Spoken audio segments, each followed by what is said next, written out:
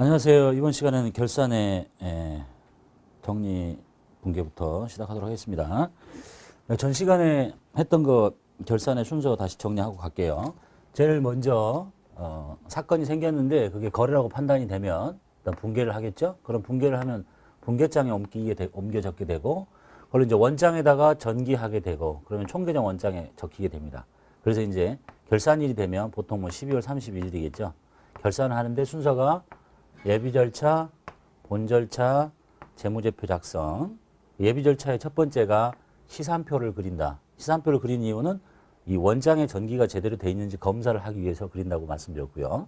그 다음에 이제 재고조사표 작성은 우리가 지금 해야 될 결산 정리 분계 사항을 모아놓은 표예요. 모아놓은 표. 뭘 결산 정리 분계를 해야 될 건지.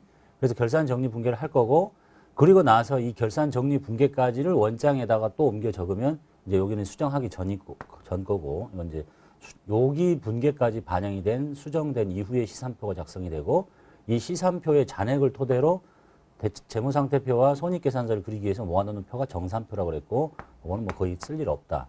이제 이번 시간에 해야 될 일이 예비 절차 중에서 제일 중요한 결산 정리 분계를 볼게요.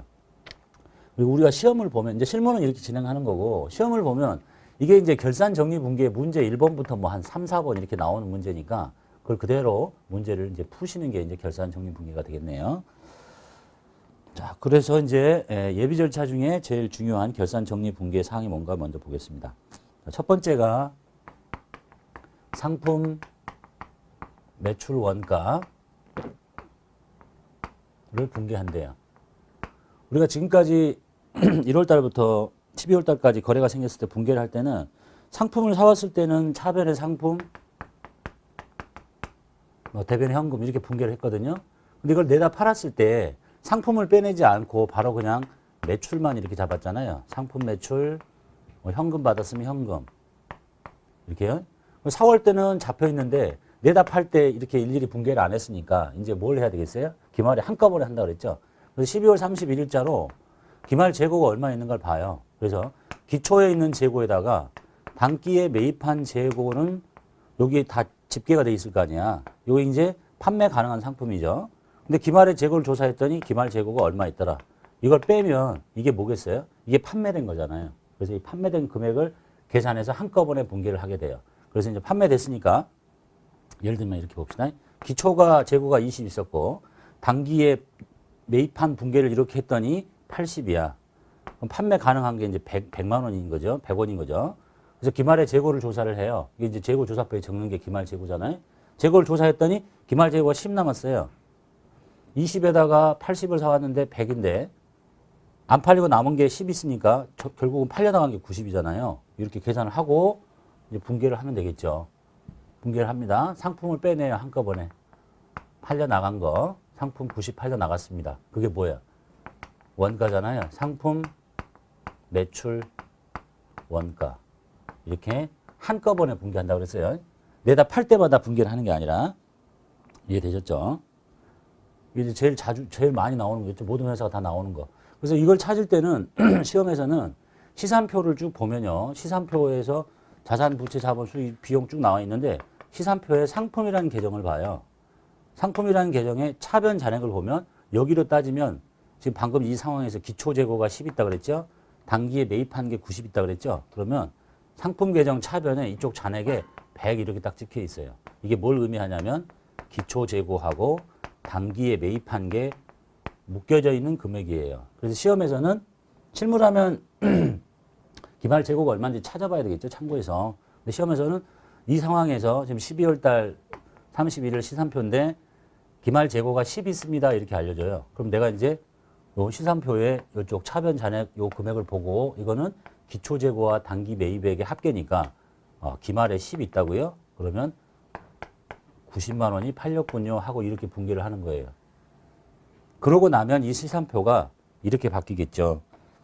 100 있었던 물건을 이제 90 빼내버렸으니까 이쪽으로 90이 날아갔을 거 아니에요. 그럼 그 시산표에는 상품이 이제 10 남아있는 거야. 기말에 남아있는 것만큼만. 이게 상품 매출 원가의 대체 분계입니다.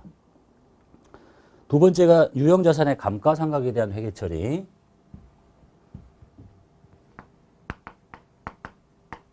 다 유형자산 편에서 배우셨죠?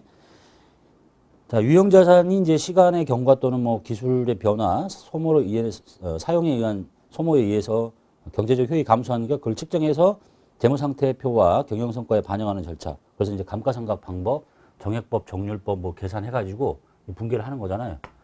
계산했더니 얼마 나왔다. 감가상각비 10원, 감가상각 누계액 10원 이렇게 분개해 준 거예요. 근데 여기서 이제 우리 프로그램의 특성상 자산의 이 감가상각 누계액은 자산 차감 항목이니까 사람의 눈으로 보면 이름이 감가상각 누계액 다 똑같은데 이 감가상각 자산이 이제 코드 번호가 중요하겠죠. 202번이 건물이에요. 건물에 대한 감가상각 비는 이름은 똑같은데 감가상각 누계액이 202번에 바로 밑에 붙어 있는 203번 감가상각 누계액을 써야 되고 또 차량 운반구에 감가상각 누계액을 쓰라 그러면 차량 운반구에 바로 밑에 있는 209번을 이렇게 쓰셔야 돼요. 요 코드 번호만 조심하시면 되겠네요. 그리고 이제 또 뭐 아실 수도 있고 모르실 수도 있는데 이건 비용이고요. 이건 자산 차감이니까 이걸 재무상태표에 그리면 이건 비용은 어디로 가겠어요? 손익계산서로 가겠죠. 비용이니까. 이거 자산 차감이니까 뭐 대변에 적혀 있는데 대변에 감가상각 누계액이 찍혀야 되는 거 아니냐 이렇게. 근데 이렇게 하지 않고 이 자산이 만약에 비품이라면 분개는 대변에 했잖아요.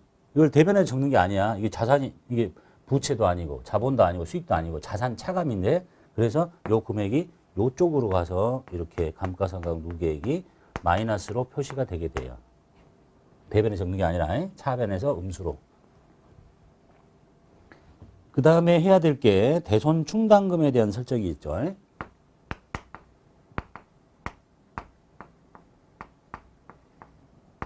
대손회계에서 배우셨죠. 기말 매출 채권 잔액에 대해서 회사가 그걸 다 모두 다 회수할 수 있는 게 아니니까 실현 가능한 금액으로 보고를 하려면 충당금을 설정을 해야 됩니다. 그래서 대손 상각비, 대손 충당금 이렇게 금액 분개는 이렇게 하시고요. 금액은 이제 어떻게 알아내는 거예요? 매출 채권의 기말 잔액 있죠.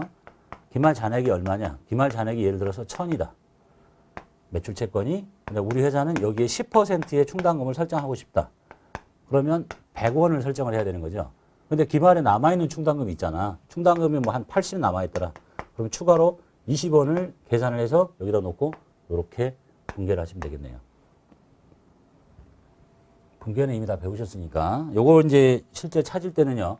시산표를 봐요. 시산표에 보면 외상 매출금, 그 다음에 요것에 대손 충당금이 바로 밑에 붙어 있을 거고, 그 다음에 받으러움, 그거 바로 밑에 번호에 대손 충당금이 붙어 있을 거고, 금액을 안 가르쳐 주고 시험에서는 기말 매출 채권 잔액에 대해서 뭐 10%를 충당금을 설정하겠다. 그러면 그 자산 요쪽에 아까 상품처럼 여기가 예를 들어서 1000원 있고요. 그 다음에 얘 충당금 잔액도 있을 수 있겠죠. 여기는 40 있고, 얘 받으러움은 2000 있고, 여기에 충당금은 60 있더라. 이런 상황. 이제 시산표를 보고 찾아야 되는 거야. 상품의 잔액 찾듯이. 자, 이 회사는 외출 채권 잔액에 대해서 10%의 충당금을 설정하겠습니다. 그러면 자기 장부를 열어서 외상 매출금 찾아요. 요것에 10% 설정한대잖아. 그럼 1000원 곱하기 10%. 100원이죠. 남아있는 게 있잖아. 40을 빼. 그럼 60원이 추가로 설정돼야 될 금액이고, 요것에 10% 설정하겠대요. 그럼 2,000원에 10% 200원인데 60원 남아있잖아. 140원. 자, 이렇게 계산합니다. 그리고 나서 이제 분개를 하죠. 대손상각비 합친 금액 200. 그 다음에 대손 충당금, 이것의 대손 충당금은 이 계정 과목의 바로 밑에 108번이 외상 매출금이에요. 그러니까 이 충당금은 109번을 쓰셔야 되겠죠. 109번에 60원. 그 다음에 이게 110번이거든요. 111번의 충당금 140원. 자, 이렇게 분개하셔야 되죠. 감가상각 누계액처럼 해당 자산의 차감 항목. 그럼 얘도 마찬가지로 재무상태, 이건 손익계산서로 가는 거고 비용이니까 이것도 재무상태표에 대변에 찍히는 게 아니라 차변에 해당 자산에 차감하는 형태로 보고가 됩니다. 충당금이나 대손 상각 감가상각 누계액이나 표시 형태가 똑같습니다. 자, 기말 결산 정리해야 될 분계 상품 매출 원가 대책, 그 다음에 감가상각비, 그 다음에 대손 충당금 설정하는 거.